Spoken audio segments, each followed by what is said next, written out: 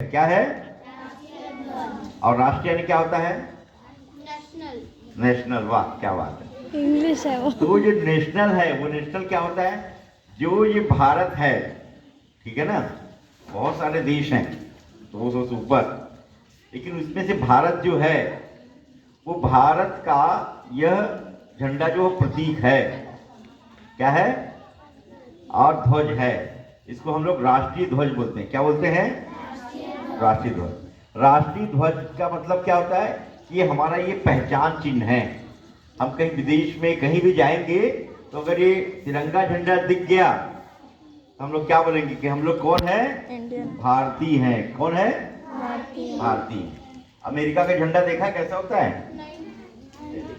पाकिस्तान का झंडा देखा कैसा होता है? कैसा होता है?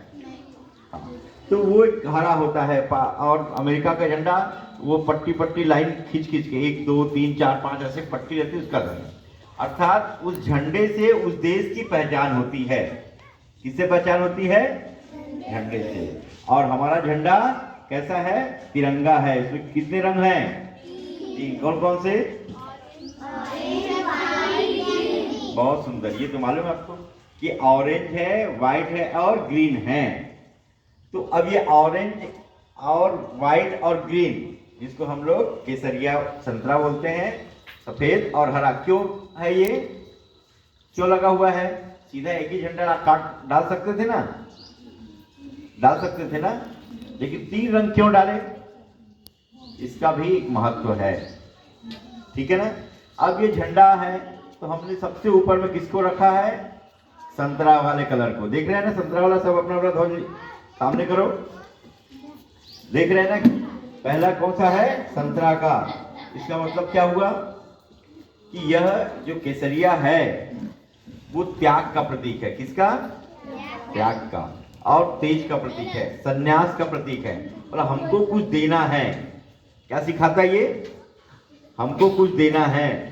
जब आप अभी दे रहे हो ना, अभी समय दे रहे हो ना आप लोग यहाँ बैठ के, स्कूल में भी समय देते हो ज्ञान, ये ज्ञान का और त्याग का प्रतीक है। इस कारण हमारा भारत देश त्यागी देश है, कुछ भी दे देता है किसी को, ठीक है ना। इस कारण से हम गुलाम भी रहे, क्योंकि भावनात्मक रूप से सोचे, मुगल आए, मुगलों को दे दिया, अंग्रेज आए, अंग्रेजों को भी दे दिया भारत। बाद में छुड़ाने के लिए फिर इतने सारे लोग आना पड़ा सबको, ठीक है ना। इसके भी जगह तो त्याग का प्रतीक, हम लोग कुछ भी कर देते हैं, है ना। तो त्याग, तो केसरिया काहे का प्रतीक है? त्याग का प्रतीक है। दूसरा सफेद है। सफेद का प्रतीक क्या है? सफेद शांति का प्रतीक है। किसका? ये सफेद रंग किसका प्रतीक है? शांति का। अब याद रखोगे ना, तो शांति का प्रतीक मतलब हमारे भारत देश में सभी जगह शांति रहेगी, कोई झगड़ा झंझट नहीं करेगा, सब प्रेम से रहेंगे, ठीक है ना। तो ऐसा ये हमने भारत के में ये व्हाइट कलर का जो है ना, सफेद कलर, उसको रखे। सबसे नीचे किसको रखा? कौन से कलर को? ग्रीन, हरा।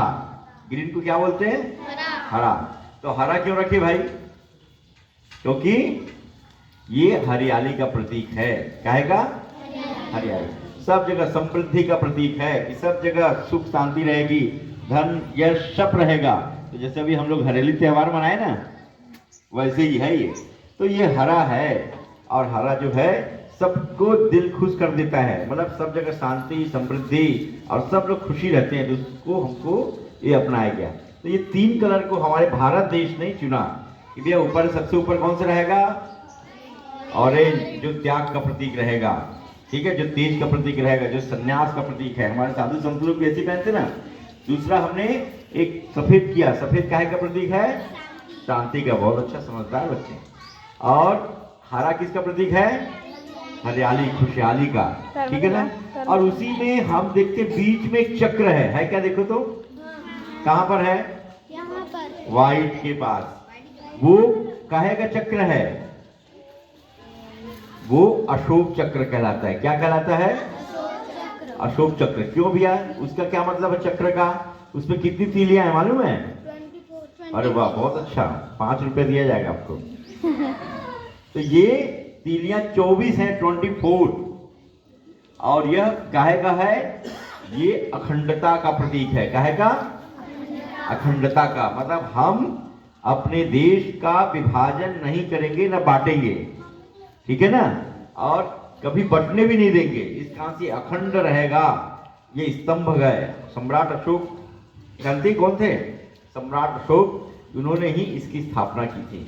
तो ये जो अशोक स्तंभ रहेगा तो हम लोग इसको अशोक स्तंभ के नाम से जानते हैं। तो ये अखंडता का प्रतीक है, एकता का प्रतीक है। हम सब मिलकर रहेंगे, ऐसा ये हमारा तिरंगा झंडा है। तो हम क्या कर सकते हैं? इस तिरंगा झंडा को देखकर कोई भी देखेगा, बाहर का व्यक्ति आएगा, बोलेगा तिरंगा झंडा वाले हैं, ये भारत के लोग हैं। भारत में क्या है? तो भारत में खुशहाली है, भारत में एकता है, ये लोग मिलजुल कर रहते हैं, ये शांतिपूर्वक रहते हैं, ऐसा मानते हैं। ये त्याग का प्रतीक है, ये लोगों को देने का काम करते हैं। ये सब काम देखने के बाद झंडे से हमको पता चल जाता है, हमको किसी को बताने की जरूरत नहीं पड़ती, ठीक है ना। और ये अशोक स्तंभ जो बीच में लगा हुआ है उसको बोलते हैं कि हमारे देश में जो हमारी संस्कृति है, जो हमारा धर्म है, जो हमारा क्या है? धर्म है, जो हमारी संस्कृति है, जो हमारा प्रतीक है, एक उत्साहवर्धक, उसका हम ये सब प्रतीक चिन्ह के रूप में मानते हैं। इस कारण से हम तिरंगा झंडे का सम्मान करते हैं, ठीक है ना। इसका हम अभी तिरंगा झंडा जैसे ही लहराया, हम लोग क्या किए? राष्ट्रगान, सब लोग सावधान में खड़े हो गए, अटेंशन में खड़े हुए ना, डिस अटेंशन में थे, अटेंशन में थे ना, तो सब लोग सावधान मुद्रा में खड़े होकर हमने ध्वज का सम्मान किया। किसका सम्मान किया? ध्वज का। कोई हिला नहीं, मच्छर भी काट रहे थे तो वो भी नहीं हिल रहे थे। तो ये हमारे देश का प्रतीक है, इसका सदैव सम्मान करना चाहिए, ठीक है ना। तो अब समझ में आया तिरंगा क्यों है? ये क्या है? हमारा ध्वज है। ये ध्वज किसका प्रतीक है? भारत का प्रतीक है, हमारी संस्कृति का, हमारी प्रभुत्वता का, इसका प्रतीक चिन्ह है, ठीक है ना। इसका जहां दिखे उसको नीचे मत गिरने देना, कभी कहीं फेंक मत देना। अभी झंडा लेके जाएंगे, नीचे फेंक देना, बहुत पाप लगेगा। इस कारण से इसको हमेशा ऊपर रखना, अभी यहां से जाने के बाद भगवान के पास रख देना, ठीक है ना। और बहुत फट जाएगा तो गंगा जी में या किसी तालाब में जाके प्रवाहित कर देना। इसका सम्मान करना, ठीक है ना, तब हमारा राष्ट्र और देश दोनों सम्मानित रहेगा, ठीक है ना भैया। तो ये प्रतीक चिन्ह था। अब कुछ लोग बाहर से लोग आए थे जो हमारे तिरंगे का अपमान कर दिया था। और अपमान करने कैसे किया था? कि झंडे को खाड़ कर दूसरा झंडा गाड़ दिए थे। अंग्रेज लोग आए, अंग्रेज लोग अपना झंडा गाड़ दिए, ये राष्ट्र मेरा है, ये देश मेरा है।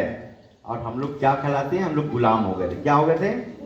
वो जैसा बोलते थे वैसा करते थे। चलो खड़े हो जाओ तो खड़े हो जाते, नहीं आप लोग, वो अंग्रेज लोग, बैठ जाओ तो बैठ जाओ, सो जाओ सो जाओ, चलो ये काम करो काम करो। काम करते थे, मजदूरी कम देते थे, अगर कुछ हुआ तो अनाज लूट के ले जाते थे। हमारे पास खाने के लिए नहीं था, ठीक है ना, हमारे पास पैसे नहीं थे, हमारे पास कपड़े नहीं थे। क्यों? क्योंकि लोग राज किया और बोले कि हम इनको गरीबी रहने देंगे, जबकि हमारे देश में खूब था। क्या था? समृद्धि थी, त्याग था, एकता था, लेकिन हम थोड़े से भूल गए। इस कारण से बाहर के लोग आए, हमारे ऊपर राज करने लगे। क्या करने लगे? उसी को हम सब बोलते हैं गुलाम।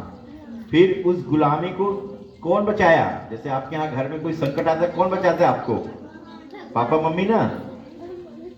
तो वैसे ही हमारे पापा मम्मी बन के ऐसे लोग आए, अभी देखेंगे, झांसी की रानी, भगत सिंह, आजाद, और चंद्रशेखर, राजगुरु, सुखदेव, ठीक है, सुभाष चंद्र बोस, ऐसे ऐसे बहुत सारे लोग ने एक बात तय किया, भाई इन मुसलमानों को और किसको? अंग्रेजों को यहाँ से भगाएंगे। पहले मुसलमान राज किए, फिर उसके बाद अंग्रेज। जबकि भारत भूमि हमारी है, हम क्या बोलते हैं? हिंद की संतान है, बोलते ना, तो हम हिंदू की संतान हैं।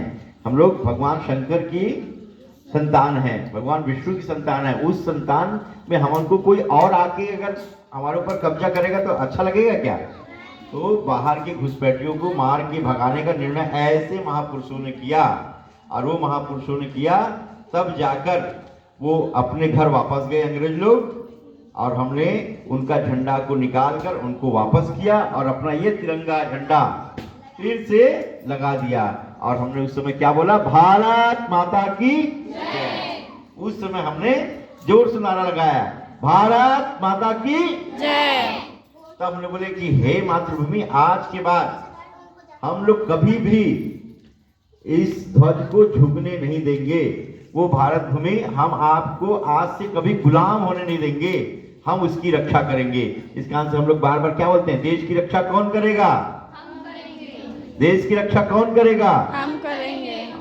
लेकिन उसके लिए क्या, आप लोग को इसका सम्मान करना पड़ेगा, अच्छा पढ़ाई लिखाई करना पड़ेगा, पढ़ लिख के बहुत बड़ा जब आप सक्षम व्यक्ति बन जाएंगे ना, तब इस देश की बचाने में पूरा सहयोग रहेगा। ठीक है ना?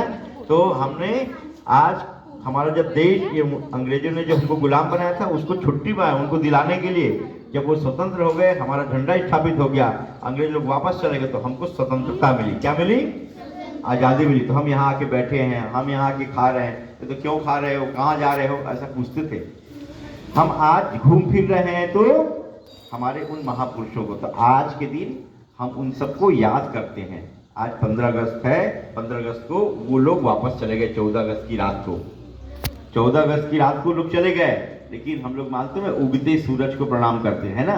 सूर्य भगवान जब सुबह उगते हैं तो उस दिन 14 अगस्त ना होकर रात को 12 बजे दिए उन लोग, लेकिन हिंदू रीति के हिसाब से हम लोग सूर्य भगवान के आराध्य देवता ना हमारे, हम लोग दिखते नहीं भगवान को, कोई भगवान को देखा, लेकिन सूर्य भगवान को रोज देखते हैं। तो जब वो निकलते तो हमारा दिन प्रारंभ होता है। इस कारण 15 अगस्त को हम सब स्वतंत्रता दिवस, आजादी की सही सांस लेके रखें। कैसे सांस लेते, एक बार जोर से लेना, ये आजादी की सांस है ना, इसको बचा के रखना, क्योंकि आप लोग नहीं बचाओगे तो फिर कोई आ जाएगा और आपको गुलाम बना के चल देगा, फिर उनका बात मानना पड़ेगा।